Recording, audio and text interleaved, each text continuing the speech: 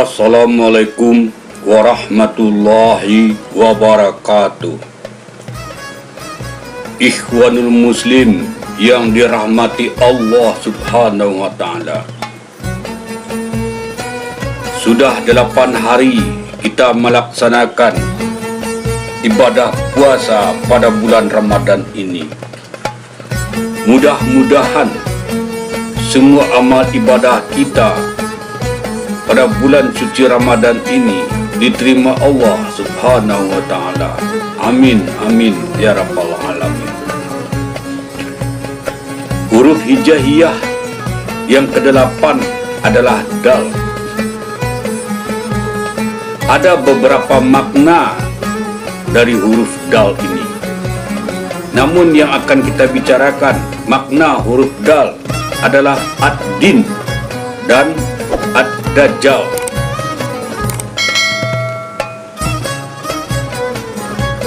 Ad-din merupakan jalan hidup yang harus ditempuh oleh manusia untuk mewujudkan kehidupan yang aman, tentram, dan sejahtera.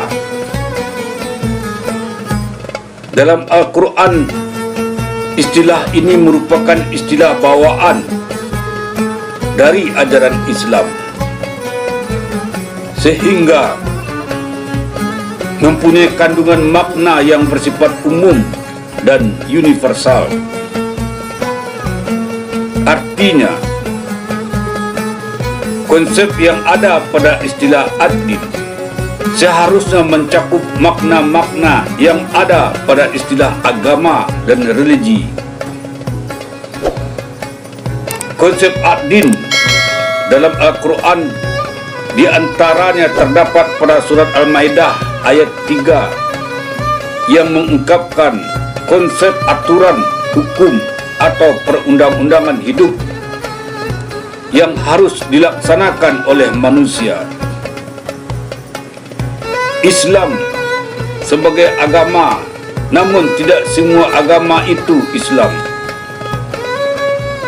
Surat Al-Kafirun ayat 1-6 mengungkapkan tentang konsep ibadah manusia dan kepada siapa ibadah itu diperuntukkan. Dalam surat As-Surah ayat 13 mengungkapkan ad-din sebagai sesuatu yang disyariatkan oleh Allah.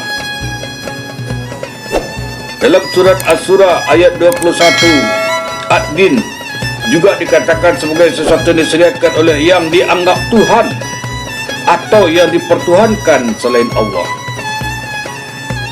Karena ad-din dalam ayat tersebut adalah sesuatu yang disyariatkan, maka konsep ad-din berkaitan dengan konsep syariat. Konsep syariat pada dasarnya adalah jalan, yaitu jalan hidup manusia yang ditetapkan oleh Allah.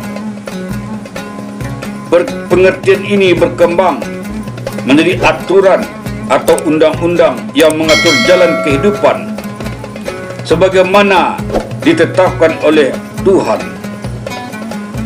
Pada ayat lain, yakni di surat Ar-Rum ayat 30, konsep agama juga berkaitan dengan konsep fitrah, yaitu konsep yang berhubungan dengan penciptaan manusia. Namun selain itu, di dalam terminologi kalimat tauhid,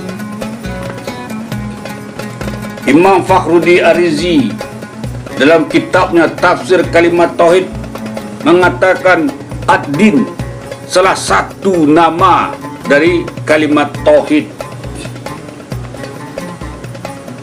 Allah Subhanahu wa Ta'ala berfirman, ingatlah hanya bagi Allah ad-din yang murni.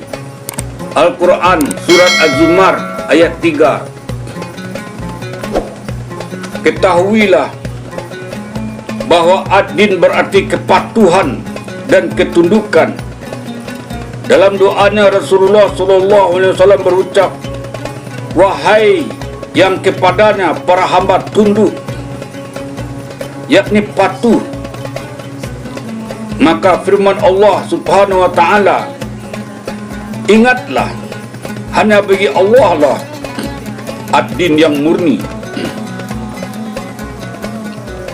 berarti bahwa ketundukan dan kekhusyukan hanya layak dipersembahkan kepadanya, bukan kepada yang lain selain Dia. Hal ini bisa demikian karena Dia esa dalam ketuhanannya.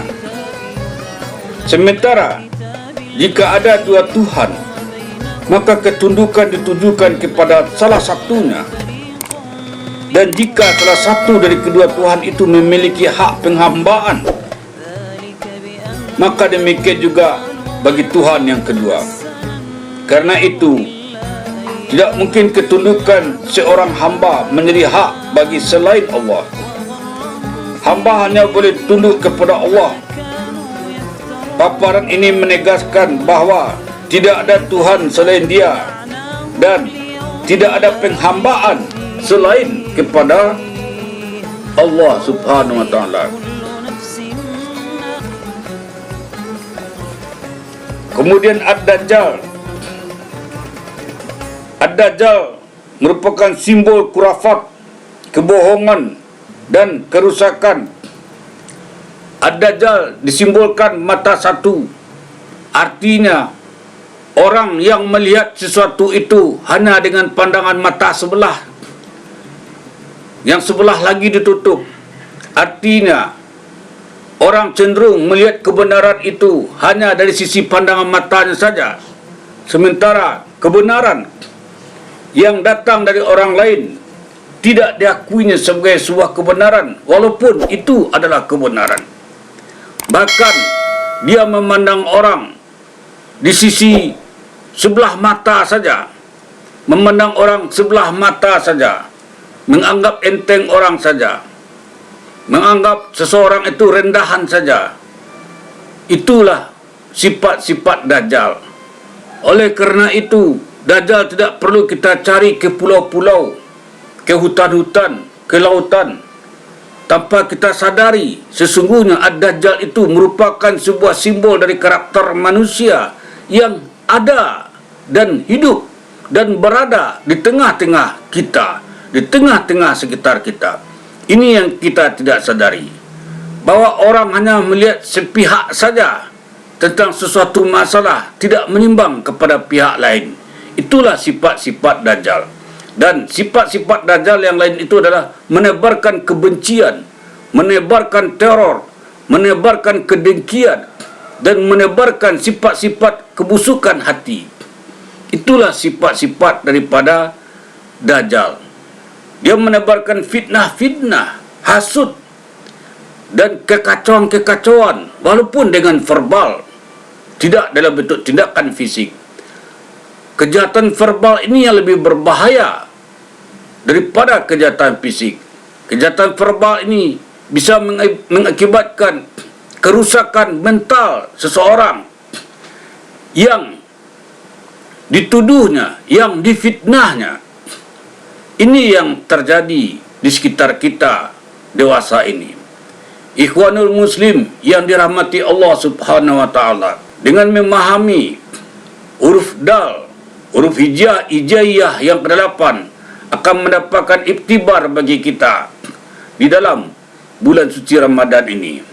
Demikian saja. Mohon maaf. Wabillahi tauhid wal hidayah. Assalamualaikum warahmatullahi wabarakatuh.